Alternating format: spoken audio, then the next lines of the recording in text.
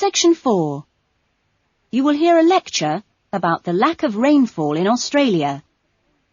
First, you have some time to look at questions 31 to 40.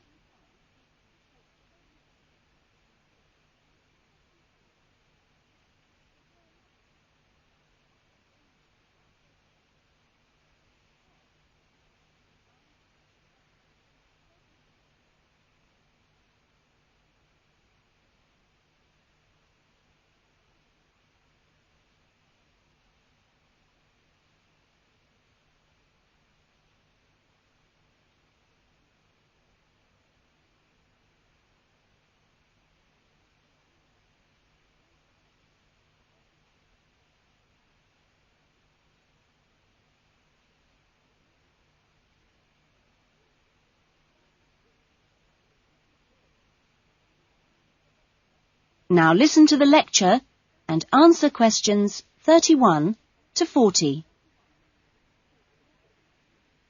Good morning.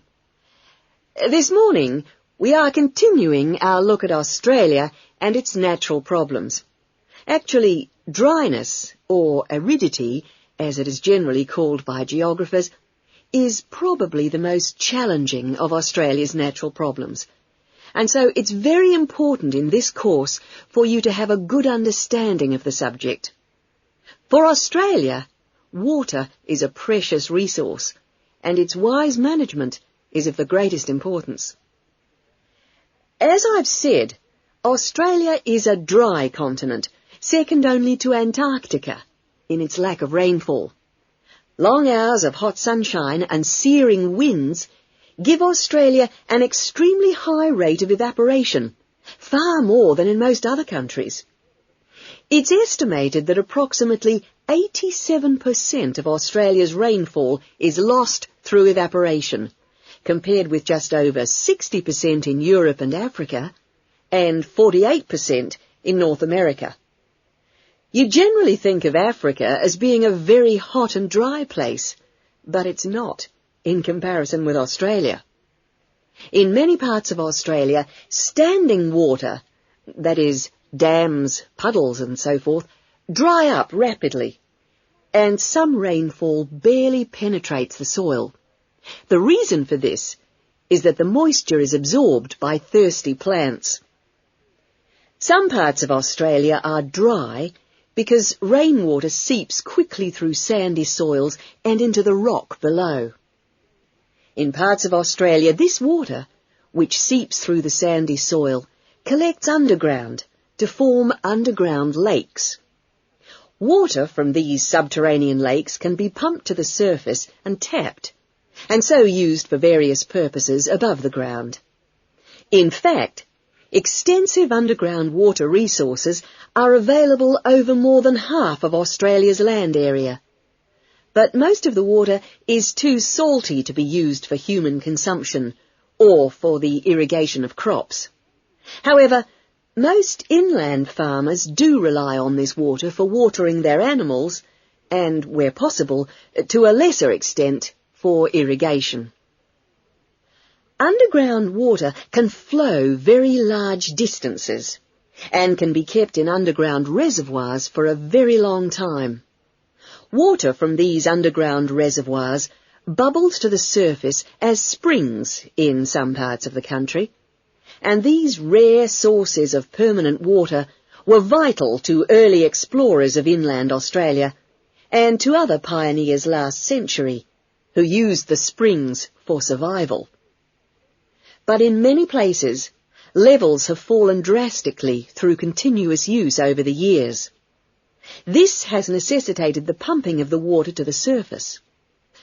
Remarkably, underground water sources in Australia supply about 18% of total water consumption. So you can see it's quite an important source of water in this dry land. So, most of the consumption of water in Australia comes from water which is kept above ground. More than 300 dams regulate river flows around the country. The dams store water for a variety of functions. The rural irrigation of crops, without which many productive areas of the country would not be able to be farmed.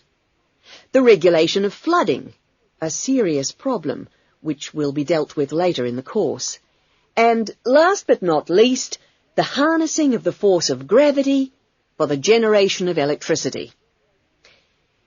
That is all we have time for this morning, but you'll be able to do further study on this important area in the library.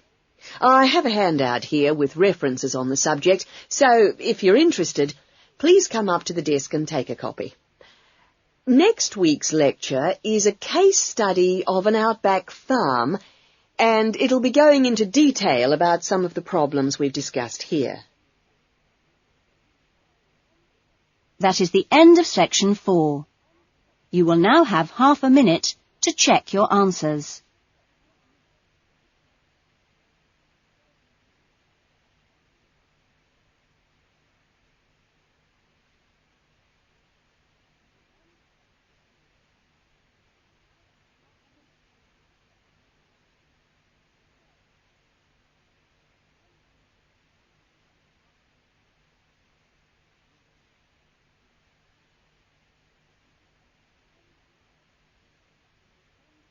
That is the end of the listening test. In the IELTS test, you would now have 10 minutes to transfer your answers to the listening answer sheet.